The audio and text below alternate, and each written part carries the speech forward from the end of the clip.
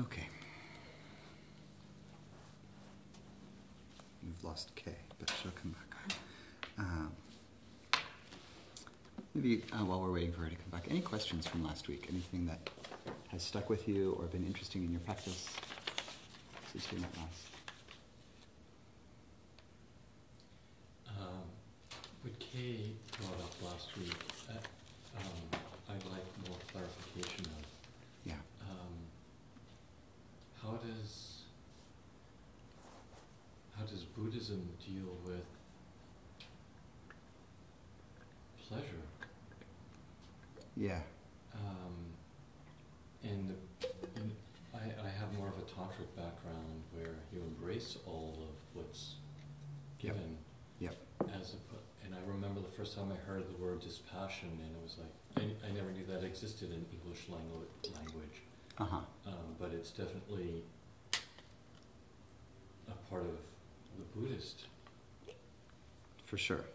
Right. So how does Buddhism deal with pleasure? It's such a good question. It's a long question. But I'll speak, since we're reading an early Buddhist text, and the later Tantras will spin this teaching substantially, right? So I'll speak from this viewpoint. And from the viewpoint of the early texts, pleasure, this is interesting, you asked based on Kay's question, I should sort of say it while she's here. But well, maybe J or... Right. One of those people with a single initial name. Yeah. Agent J. It might have been Agent J, who's not here right now. Okay, so yeah, how does Buddhism deal with pleasure? And particularly in these early texts, there can certainly seem like, there's an attitude toward, just note it, don't get too attached, it's just something that comes and goes. But there's a couple things about pleasure, and this actually comes right into the first section we're going to read, which is Vedana, this pleasant, unpleasant, neutral feeling tone today, which is that the Buddha himself, in his process, before he was the Buddha, when he was practicing various kinds of yoga out in the forest, which is to say, at that time, yoga meant primarily concentrative states. He was in a culture of practice that very highly regarded pain as conducive to liberation. So one of the things he did was he tortured himself, essentially. Right? He did these very extreme ascetic practices that were popular at the time, under the reasoning that physical pain burned up in some way past harmful actions. So you could burn up your bad karma, basically. And karma, in short, is a way of talking about the process of cause and effect and how it pours forward through time, how it really, in some ways, creates time, I would almost say. Right? So if what you want to do is be free from that thing going around and around, then one possible way to do that would be to burn up the residue from past actions. And you could do that, some folks of the time said, through severe physical sensation. So the Buddha practiced a bunch of that. Is it penance? I mean, is it I'm experiencing pain and somehow that... Penance... I mean, I know that's a whole different is a whole different thing from the Christian world, but there's a way that it's a little like... It has some flavor that's like penance. It's almost like in experiencing these harsh sensations in the present, it's almost like I'm putting something on the other side of the scale to kind of balance. That like an action in the present can balance an action in the past. And that somehow enough strong, willful action in the present can balance out the eons of unskillful action in the past, and bit by bit the scales tip, such that you kind of clear out your backlog of action. And while you're doing this, you don't create any new action. And so the most dramatic, extreme version of this is in the Jainist religion, where in the Jain religion, which began about the same time as the Buddha, with again a charismatic, enlightened figure at the beginning called Mahavira, a great hero. And he and the Buddha were contemporaries, and they debated. And in the Buddhist text, the Buddha always wins the debate. But what are you gonna do? Tell us the You didn't truth. write the text. I know. So so you can take those with a grain of salt. He was clearly a great teacher who founded an incredible lineage, but that lineage leans more toward this teaching that you could burn up past impurities through present action, and some sects of Jains practice what ends up being a kind of ritual suicide, where essentially you stop eating or doing anything so that you don't create any new karma, and you experience this substantial physical austerity, and that you basically die of inactivity. And that's not representative of the whole of Jain practice. Gandhi was a Jain, lots of wonderful Jains, but that's one extreme that viewpoint might take you to. The Buddha rejected that viewpoint. He said that the workings of karma were complex and infinite, and that it wasn't mechanistic in that way. It wasn't like, one present action undoes one past action, or there wasn't an equation in that way. But he experimented with substantial pain in his practice before he became the Buddha. Okay, we're talking about a question left over from last week about about early Buddhism's relationship to pleasure. And so the Buddha starts off as a prince with all the worldly luxuries, so a lot of physical pleasure. He swings the pendulum entirely the other way as he practicing the austerities, nearly killing himself. Right? He lives on next to nothing. He becomes all skin and bones, blackened skin, really unhealthy, almost dead. And part of his realization on the eve of his enlightenment was that neither extreme had proven useful to deal with his core question of suffering and happiness. So he noted that extreme mortification of the body wasn't working to get to the end of the path. He also noticed that indulgence in sensual pleasures had also not worked. So when the Buddha says, "I've found the middle path," the original meaning of middle path is the middle path between sensuality and between indulgence and mortification, between sensuality and mortification. So that's one thing. So a first teaching we could take from that is that the attitude toward pleasure and pain is to be balanced in relation to them. But a second teaching in relation to pleasure is that he figures out, okay, neither extreme is the way. So something in the middle is it. But what is that middle? Like what kind of practice actually is that middle path? And the Buddha remembers, so he's reflecting on his past and on his practices. He's saying, like, what do I think is actually going to work? Because he tried a bunch of things. They haven't worked yet. And he's a very goal-oriented kind of guy. He's like, this hasn't worked, but I know what I'm going for. So what's going to get me there? And he has an intuition, and it's quite a beautiful moment in the story. He remembers that as a young boy, he had been sitting outside under the Victorian translators tell us a rose apple tree during the planting season, and his father, who was a leader of a community, was doing the ritual planting.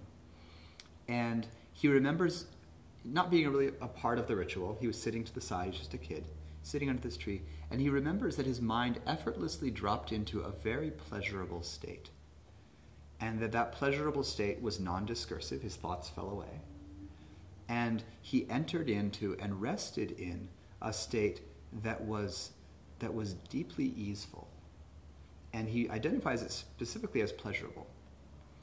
And remembering that state he entered as a child, just naturally or randomly, he intuits this state is the doorway to what I seek.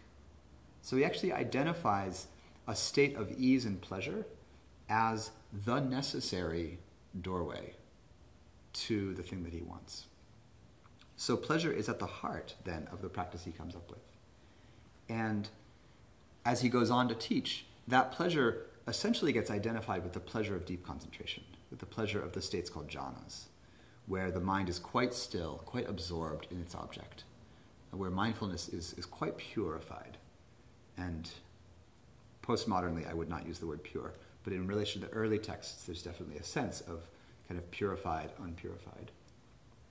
The mind is cleansed of impurity, clear like a limpid pool, the texts say, and from there can both see very clearly, but also experiences a very deep ease, a very deep happiness. So there's a pleasure at the heart of the early path.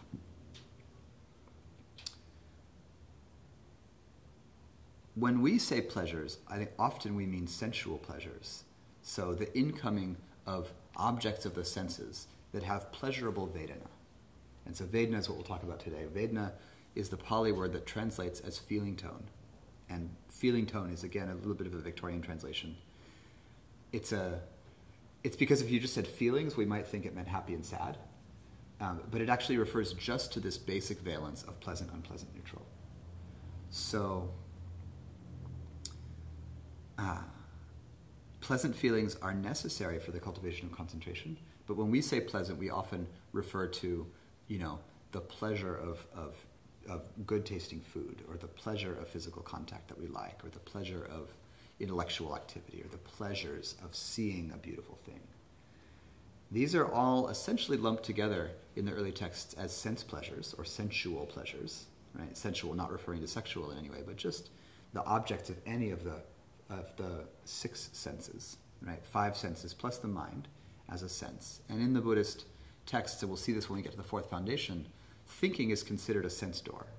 So in the same way that I receive the image of you through my eye sense door, I receive the thought of the Buddha sitting under the rose apple tree through the mind sense door. And it's considered that thoughts are received by us rather than we come up with them. So you're just sensing your thoughts. And it's a nice model for thoughts because, of course, it seems sometimes like we can control them. I could say to you, now think about your taxes, and you could do so, and you could cogitate. But can you actually control them is a question. If you could, meditation might be very easy. You would just sit down and decide to think only of the Buddha, or only of your breath, or only of light. But it doesn't work that way. Actually, thoughts are coming all the time. And you start to notice, well, good Lord, actually, I'm not in control at all. And even when I think I am, it's like, well, now I will choose to think about, whatever, the Buddha under the rose apple tree. What is choosing but another thought, right? Where did that thought come from? Now I will choose that. You start to investigate. Where do thoughts arise from? Where do they come from? Where does even the thought that says, now do this, come from? It just appeared, right? Who's in charge is the question. Who's doing it all? So all of that stuff, then, sense pleasures, for the early teachings, really falls under the guideline that our tendency with sense pleasures is to grasp. And that there's nothing wrong with sense pleasure in itself, and there's nothing good about displeasure, about pain in itself. Or there's nothing good or bad about either. Right? There's not a moral stance in which we attach ourselves to them.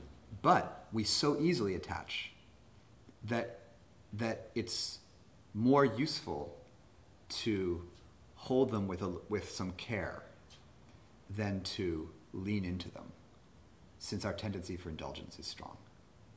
Later on, the tantrics would say, no, lean on in, because that'll help us to undo this very kind of moralistic duality between, wholesome and unwholesome, purity, impurity. They would say, go for the impure.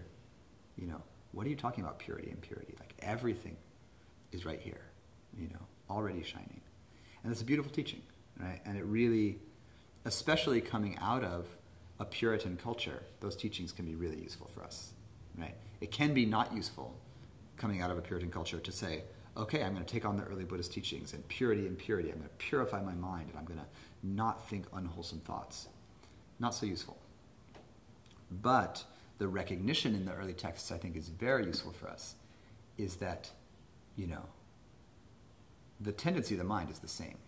Like, our tendency is to grasp, and we live in a very grasping culture, right? So if that's a tendency that's very strong, then some mindfulness in relation to that is called for, if we don't want to be just caught up in the contraction of grasping all the time. So how's that little answer to that? And Sounds good. And we'll unfold it as we look into feelings. So Yes. is it maybe later on, because you mentioned something about sort of later spins. Yeah. Is it maybe later on that, because I have this idea, anyway, at least I have this impression that it's, as you say, it's not so much that there's anything wrong with pleasure, it's just that our tendency to become attached to it is so strong that we have to hold it with a lot of care. Like, we have to be really aware that when we're doing pleasurable things that we don't get so caught up in it that it makes us unhappy. Yeah.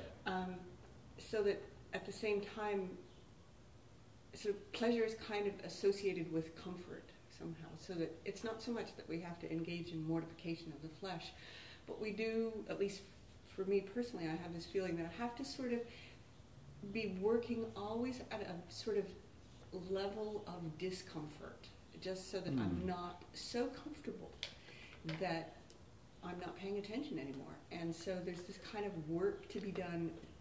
You're not sitting on a bed of nails, but you're just kind of not doing what you want to do all the time. You're just kind of, and that way you just become.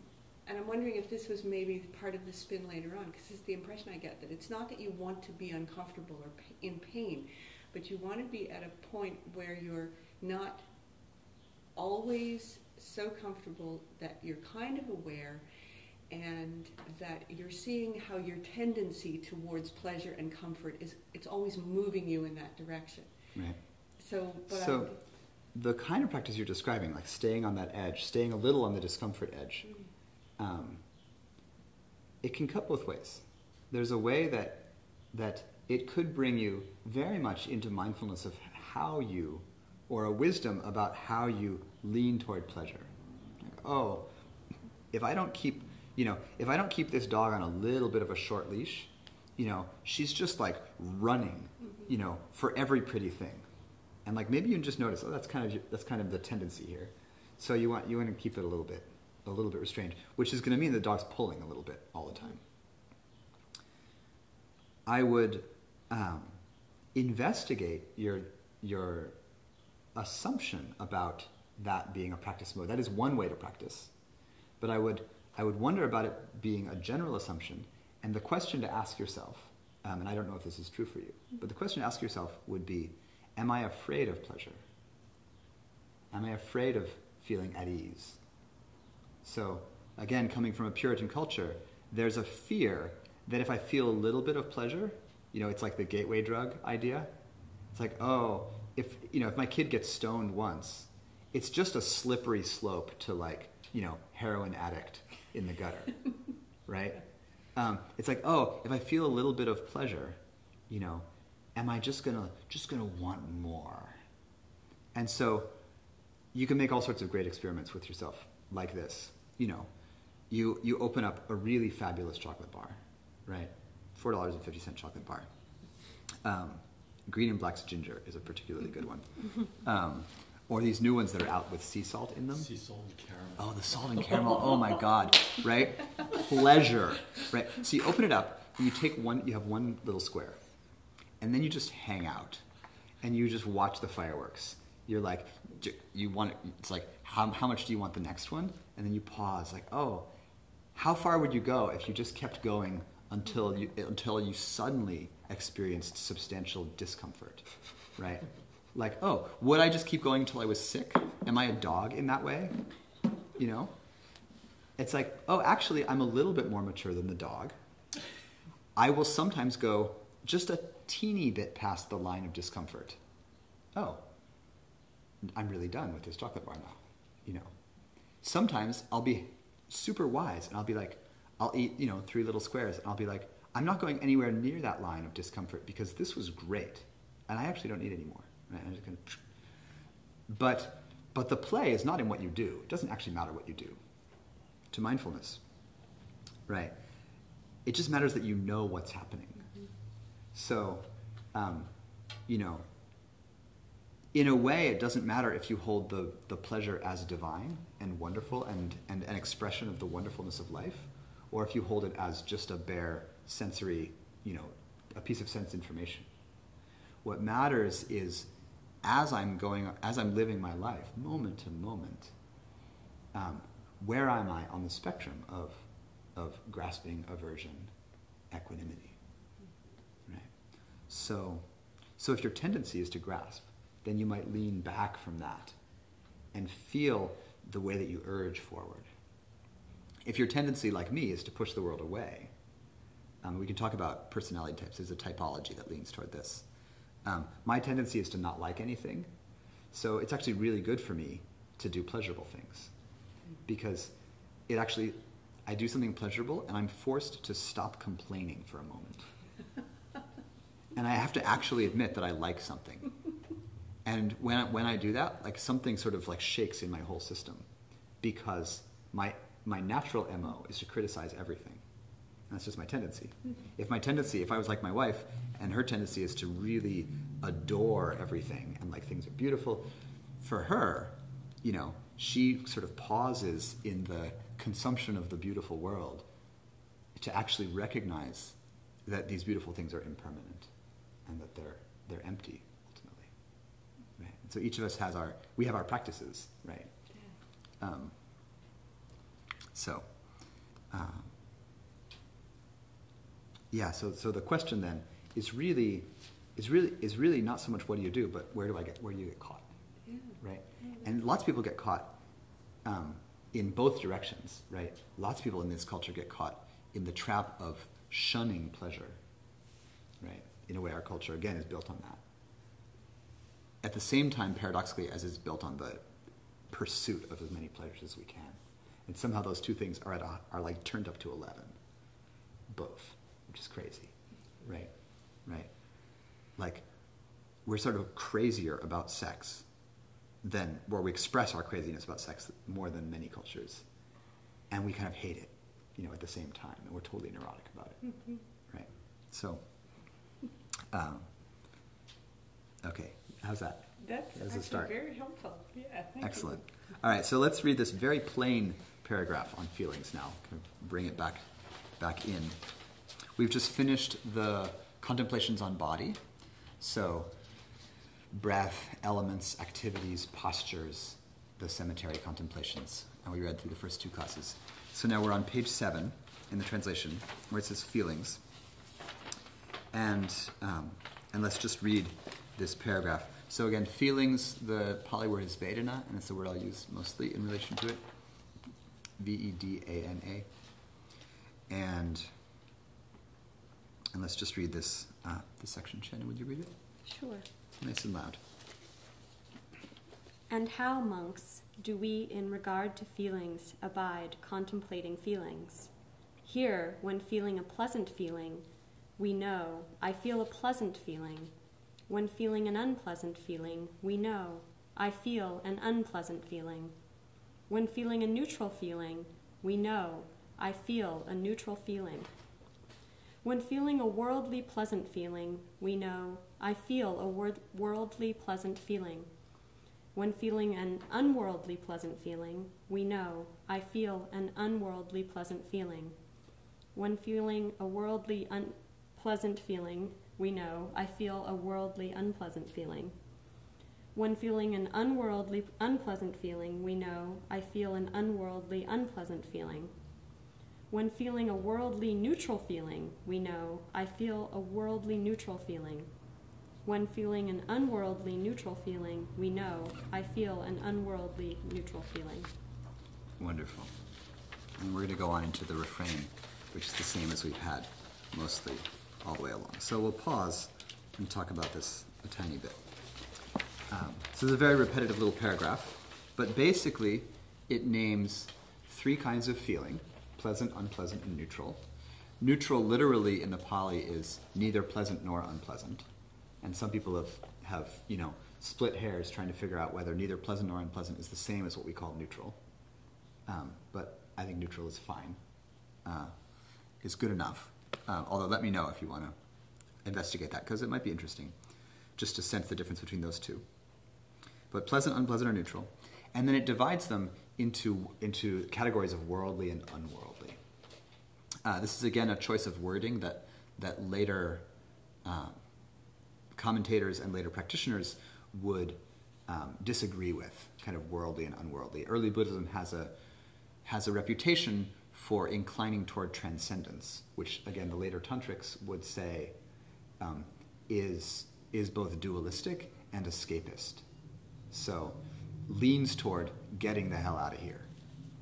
And so phrases like this, worldly and unworldly, don't really help that as far as the early Buddhists go. It's kind of fuel for the argument that we're just out to, sort of get out of here, out of this world. Is that viewpoint different today amongst the Buddhists?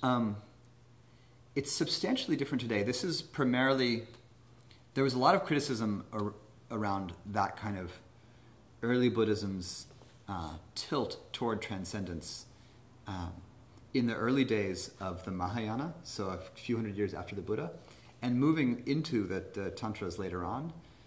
There was a sense that early Buddhism was both focusing too much on individual liberation, so there wasn't enough empathy in it, or compassion, and focusing too much on getting out of samsara, as if samsara and nirvana were two separate things, almost like it's a distant heaven, and our goal is to get out of here.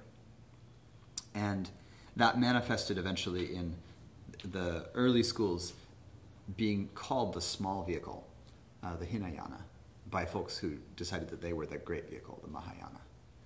And so this has been a very long prejudice, essentially, that I personally that I both feel is unfair in relation to, I think it oversimplifies or it judges the early texts based on a few words or a leaning without relating to the actual result of the practices. So if you actually do the practice, there's certain things happen that I think don't particularly have to do with leaving this world. I haven't seen anybody leave this world. Even the very enlightened people I've met practicing in this system are very much engaged human beings who are here and who aren't distant in that way. But that is a long-term prejudice that I think is a little unfair. But it also, in some ways, the flip side of the coin is I would defend it. And I would say, yeah, it really depends, if we're recognizing the characteristics of this turning world, samsara, the way the early texts describe it, so recognizing the characteristic of everything I come into contact with as having the nature of impermanence, that it comes into being due to conditions, passes away due to conditions. That because of those things and because of the basic just reality of being in a body, there's suffering. And there's suffering in relation to everything. So even when there's great pleasure and great love, there's the possibility of suffering due to grasping onto it. Oh, if only this could last. And even in the very deepest meditative states, there's going to be grasping onto them until grasping has been fully let go of. So,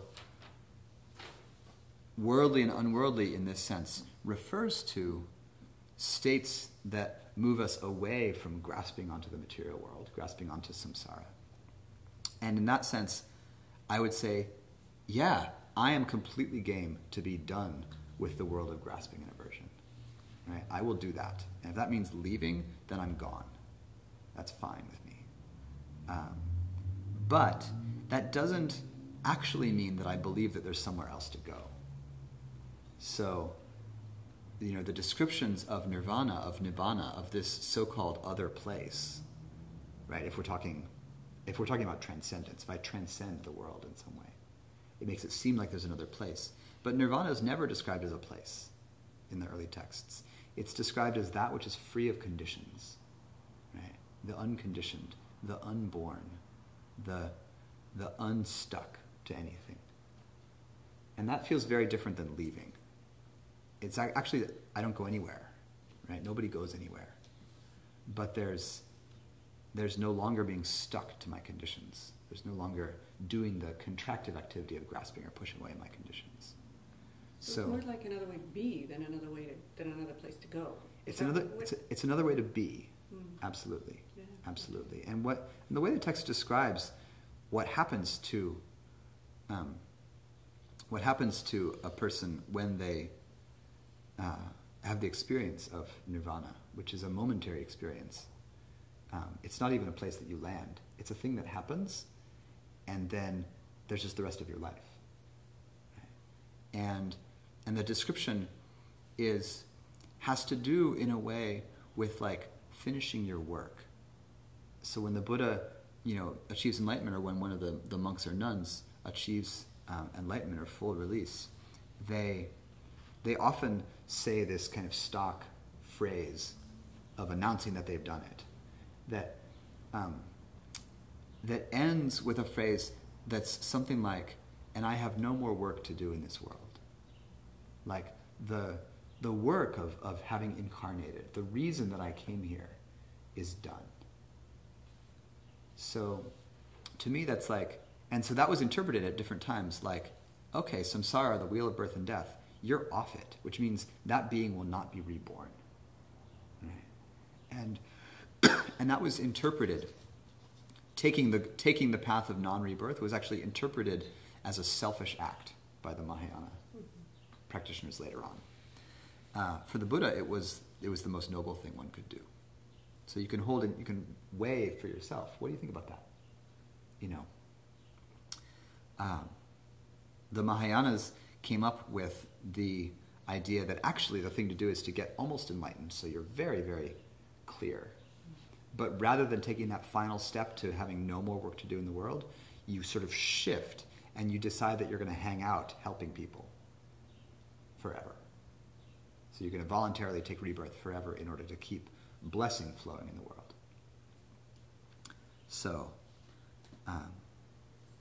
those became kind of competing worldviews in a way. They don't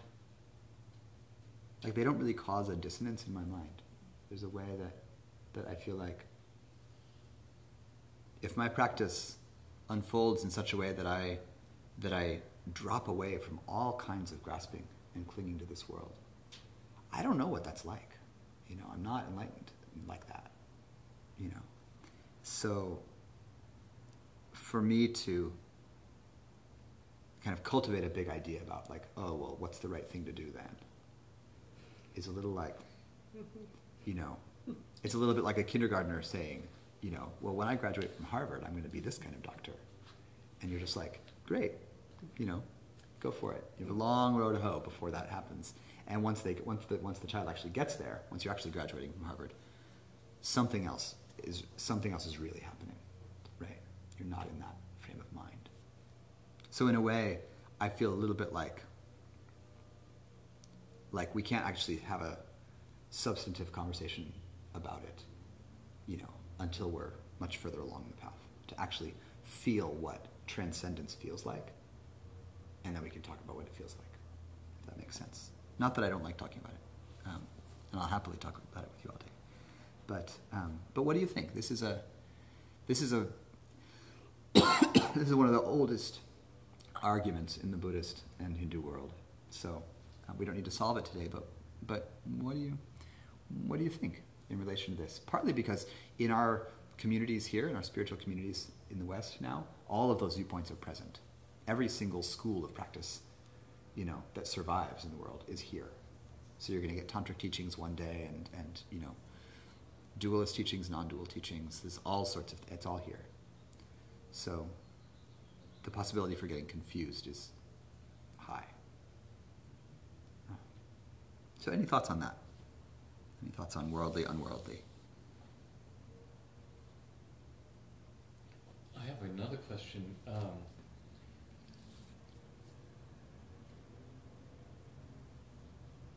What's a plain feeling? What, a plain feeling? Well, the first sentence, when feeling a pleasant feeling, right? What's a pleasant feeling as opposed to a worldly pleasant feeling? Right.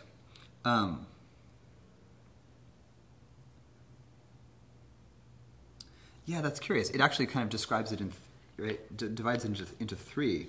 I mostly think of that beginning as like, oh yeah, it's just, there's the sort of general contemplation, pleasant, unpleasant, neutral, and then it divides it into two. Let me see if Analayo says anything about it.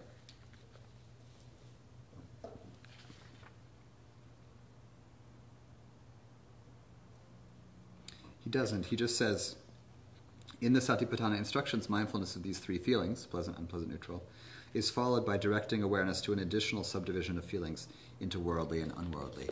So, in that way, it feels a little bit to me like the instructions on breath, where the first two just say, note in and out, and note long and short. And then train yourself to note breath in the whole body, and breath that calms the body. So it's like, here's the general contemplation, pleasant, unpleasant, neutral, and then here's a refinement of it to move on to. So basically, worldly, pleasant, unpleasant, neutral refers to contact with essentially all of the sense objects, anything in the regular world, anything in our ordinary life.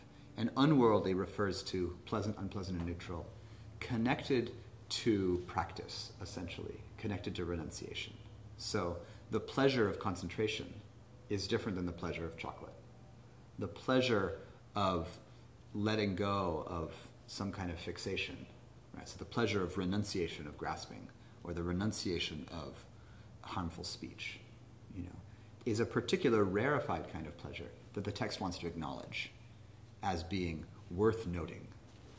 So when I'm in a pose, there's just basic physical pleasure, like, oh, I love this stretch.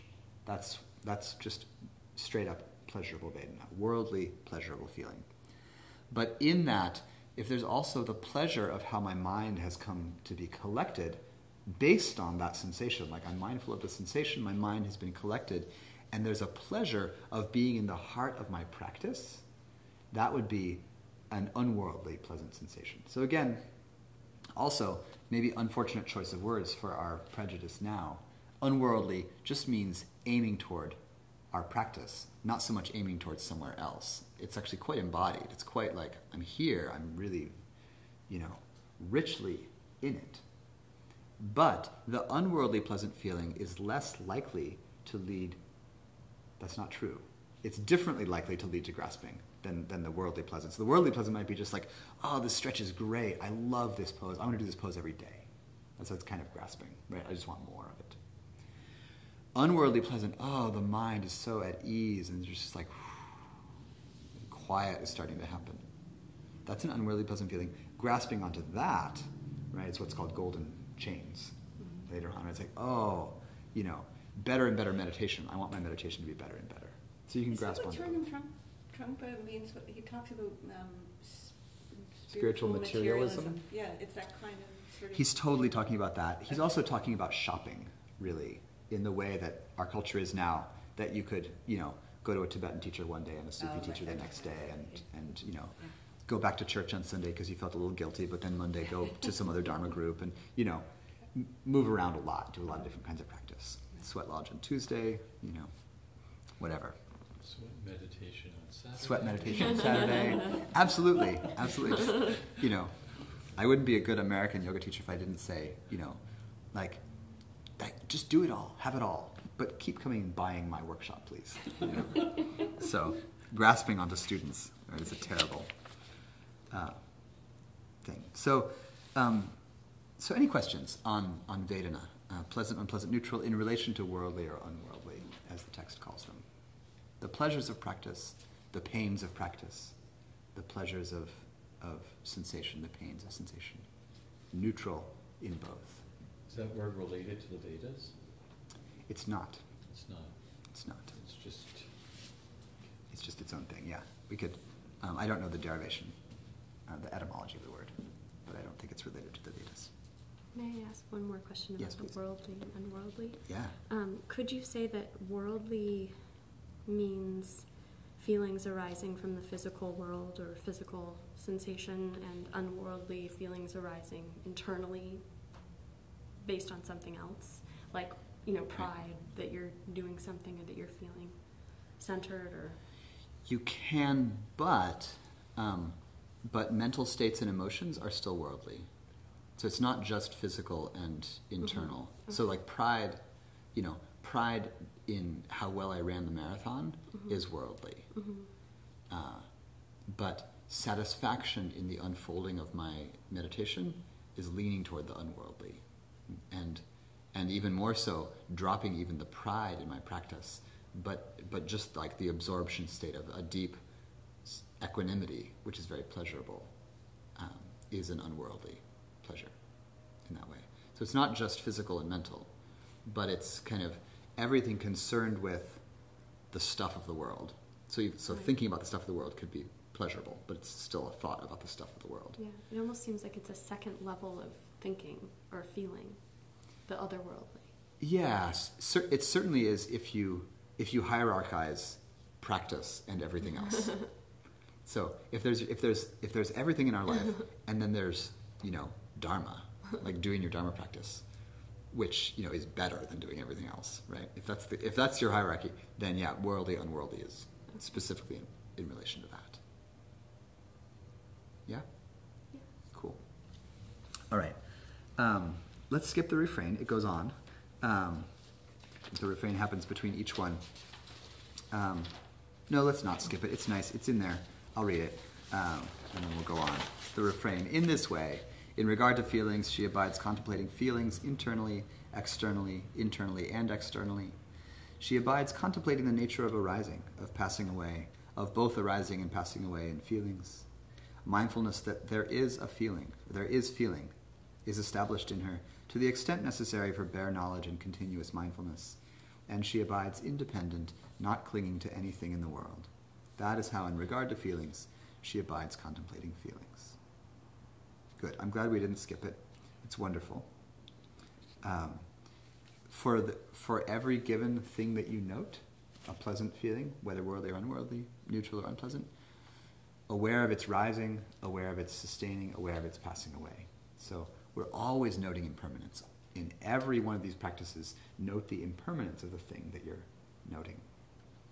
And then internally and externally, as we talked about in the first class, right? How does it arise in myself? How does it arise in relation to seeing somebody else or in the external world? Mindfulness that there is feeling at all is established to the extent necessary for bare knowledge and continuous mindfulness. One more point about this that I think we haven't said yet is that mindfulness to the extent necessary for bare knowledge and continuous mindfulness means that some mindfulness of it is necessary for bare knowledge and continuous mindfulness. For me, one of the things that line points to is that you can't ignore any of these pieces, right? Even if you don't take them on as your full-time practice, even though if you don't do much with them, at some point, in order to cultivate bare knowledge and continuous mindfulness, you'll have to become aware of each of these primary aspects of the unfolding of our life. How the body is arranged, our activities, the breath, all of it, right? So bit by bit, to the extent necessary for bare knowledge, this will have to be acknowledged, that such is pleasant, such is unpleasant, such is neutral. And of course, maybe to cap off worldly and unworldly, she abides independent, not clinging to anything in the world. So this really points us toward nirvana or nibbana, is again that it's not a leaving, but it's an abiding, independent, free of clinging. So independence, we could say, is the goal of the practice in some ways. Independence, right? Not stuck to anything. So let's go on and read mind. So this is now the third so-called foundation of mindfulness, mindfulness of mind. And this paragraph, mindfulness of mind, lists a series of important qualities of mind. Sometimes mindfulness of mind is glossed to be mindfulness of thoughts of all kinds, or mind states of all kinds. And that is a useful way to practice. But here we'll read specifically this list of qualities. And it's all in pairs of opposites.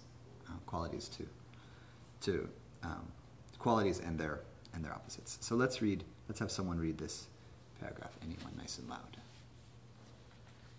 And now, monks, does he regard to the mind abide contemplating the mind? Does he in regard to the mind abide contemplating the mind? Here he knows a lustful mind to be lustful, and a mind without lust to be without lust.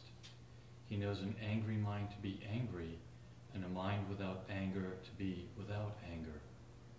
He knows a deluded mind to be deluded, and a mind without delusion to be without delusion.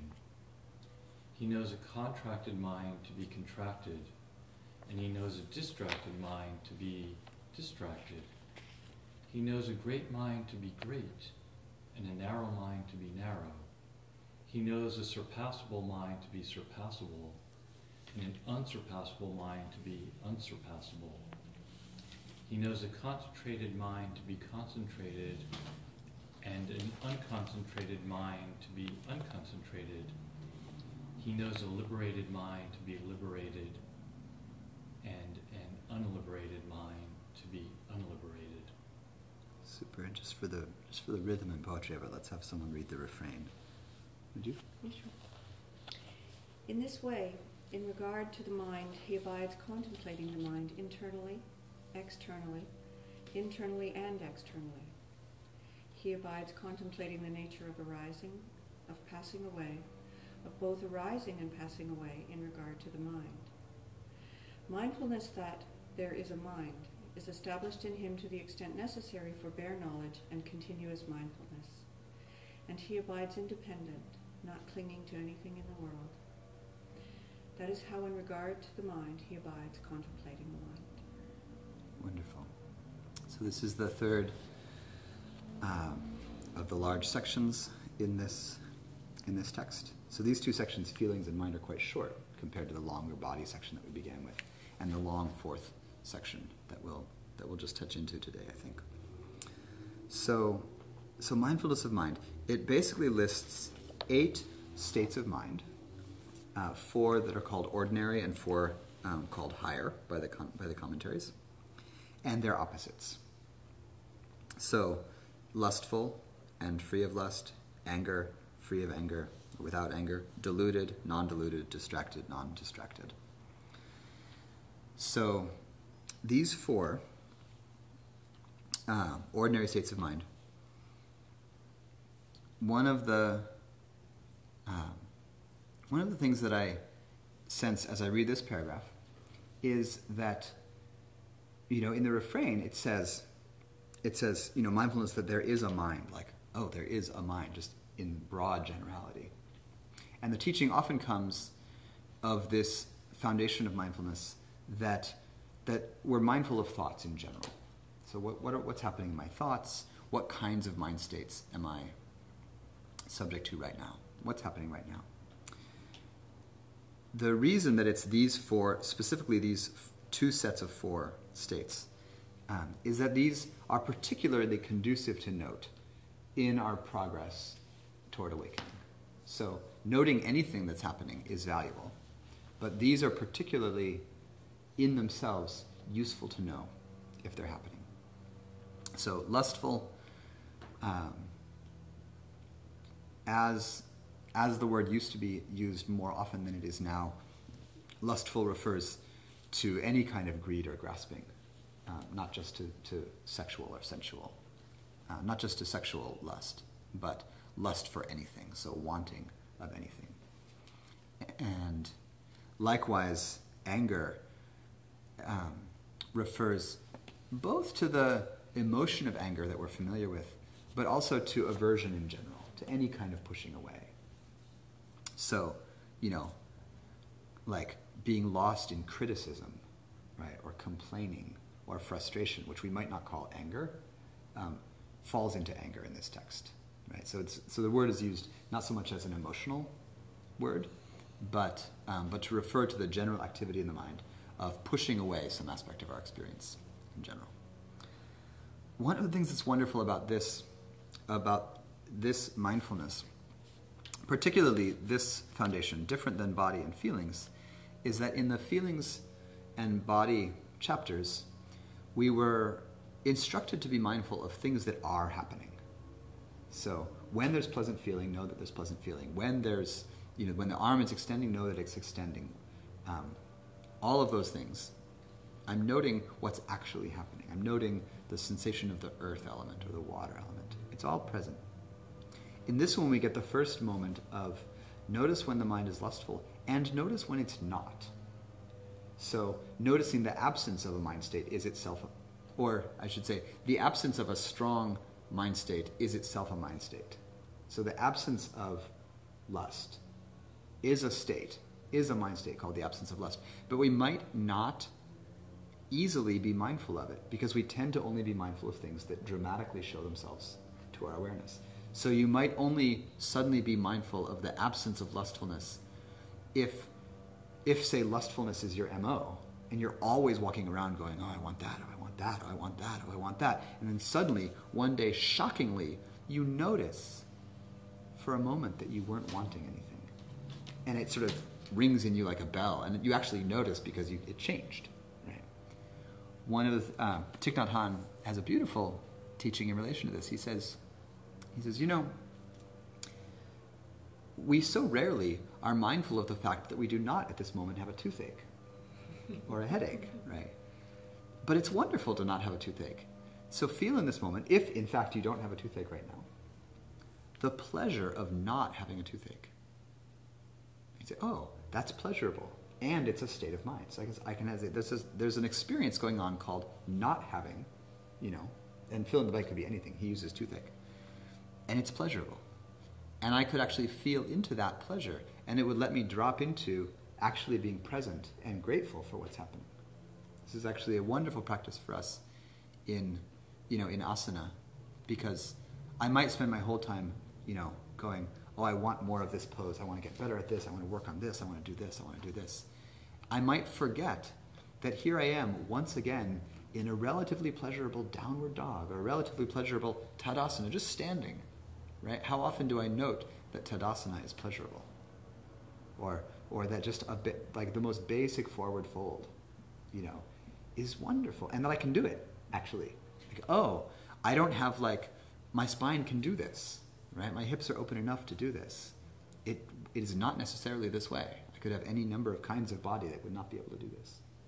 So, noting that both the presence of a strong state, but also its absence. And then, since these states are in pairs of kind of wholesome and unwholesome, or useful to practice and not useful to practice, noting the absence of lustfulness or the absence of anger is going to help us to cultivate that absence. Because once I know what it feels like, and that I know that it feels good, I'm going to be able to lean into that and cultivate more of that. Right? And as I get a sense of what it feels like to be non-lustful, right? To be cooled, which is really one of the literal meanings of nibbana is cooled, right? The fire is no longer raging. Once I get a sense of how pleasurable it is to feel cooled, I might notice more quickly and with more spaciousness when that fire lights up again. When I see something, I'm like, ooh, I like you. And suddenly there's a little leaning toward. Even if I don't go very far with it, there's that little leaning. And one of the best ways to notice the arising of what I'm calling unwholesome states, and we'll get to hindrances pretty soon, is to notice that little lean off center, the little and some very subtle pleasure that I wasn't mindful of before that was happening has now gone. Right? The pleasure of non-lustfulness has gone, and now I'm in lust.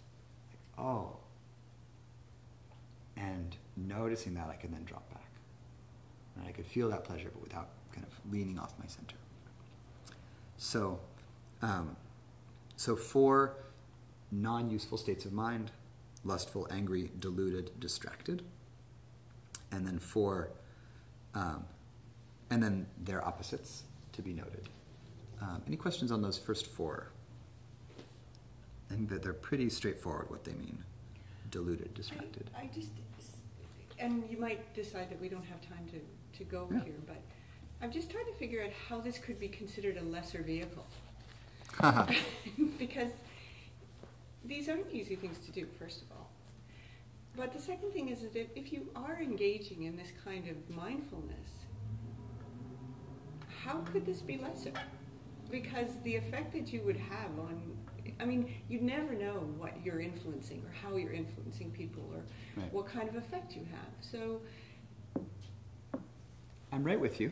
And that's all. That was all. Was it. It was, I guess mostly it was just a comment on what you had said before. Because I'm thinking this is not very less.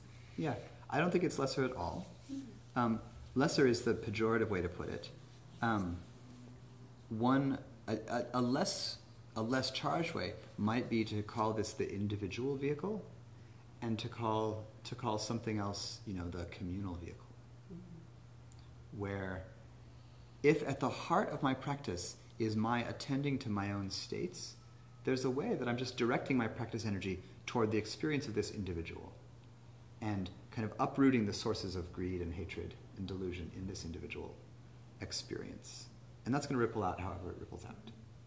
If my practice is communal, I might spend a lot of my time, and it's really just like, how do you want to spend your practice time?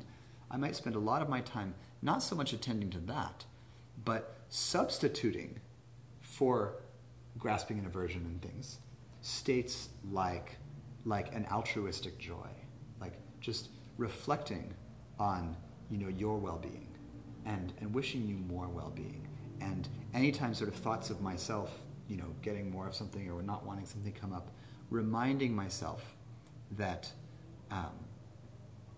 your well-being is important to me, and that you might have been my mother in a past life, and I might have been your mother in a past life, and everyone is entwined together, so my own personal suffering becomes very small.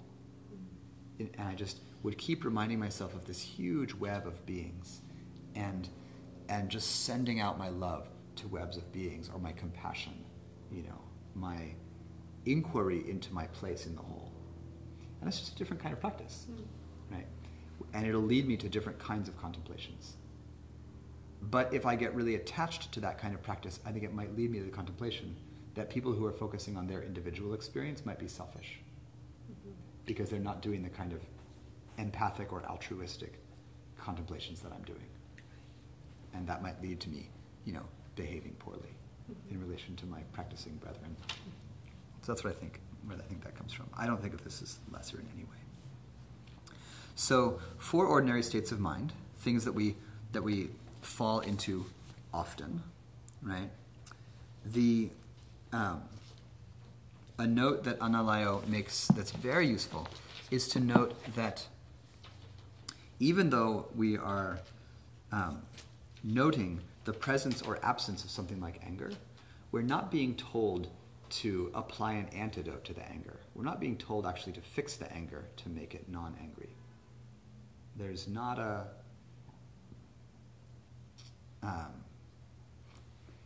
this kind of cuts both ways, because in wise effort, there's the instruction to cultivate wholesome states and to uncultivate unwholesome states. So, when I'm caught up in anger, I will apply antidotes. But strictly in mindfulness, so if mindfulness is separate from effort, which it is in the Eightfold Path, mindfulness itself doesn't choose. It says, okay, I'm angry, now I'm mindful of anger. Oh, now I'm lustful, I'm mindful of lust. Now the lust is gone, now I'm mindful of non-lust. And it just knows what's happening, right?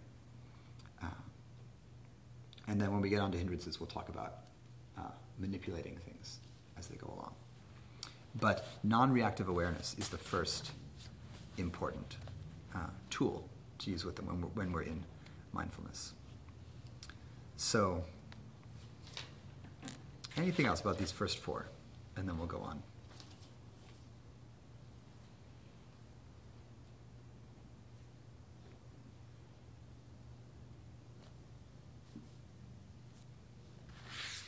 Great. Easy. So, for higher states of mind, great unsurpassable, concentrated, and liberated. Now you really want them because they're fabulous.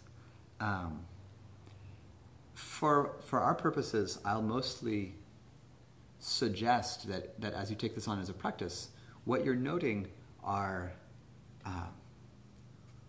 states of mind that feel deeply beneficial on a practice level. So states of mind that are concentrated, states of mind that are calm and happy, states of mind that are equanimous in relation to things. So equanimity, as you can, I'm sure, already tell, is the quality that all this is leaning toward.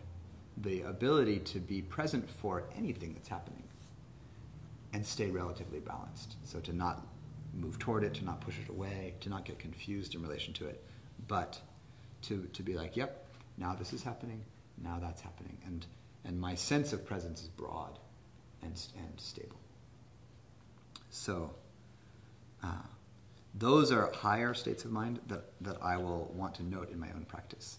These four specific ones, great, unsurpassable, etc., if you get super specific, they refer to specific kinds of states of very deep concentration. So there's ways that they refer very precisely to technical states of meditation that can arise as you engage in very intensive practice. Mostly, I'll use concentrated, unconcentrated frequently. Noting, is the mind collected or not collected? You know, am I prone to a lot of distraction, or is my mind relatively stable? Right? And that's just a big scale. It's not like it's black and white, concentrated and unconcentrated. But am I tilting toward concentration? Am I tilting toward distraction, unconcentration? And liberated, unliberated. At the moment that you become enlightened, you will know it, and then you reflect to yourself, this mind has been liberated. There's a very specific insight stage where you actually reflect on something that just happened, and you say, aha, liberated. Cool. And boom. So that technically refers to those very kinds of specific stages. But in the vernacular, I could also say, mindful of liberated could mean also oh, I noticed that I was caught in something. I noticed that I noticed it, and then I noticed that it went away. Now I'm noticing that I'm not caught, and I'm feeling the liberation or the pleasure of that being not caught. And you would then be mindful of that liberation. Oh, I am no longer you got through 2 rows of the chocolate bar, and you stopped, not because you had to, but because your wisdom just filled the room like a mighty stream. And suddenly you didn't even have the desire to grasp for it or the fear of it. There was no charge left in relation to the chocolate. You were intimate, and there was nothing more happening, right? And then you might note, I'm liberated in relation to the chocolate, right? Maybe so. Shall we go on? Any other questions on mindfulness of mind? Anything about how to practice with this foundation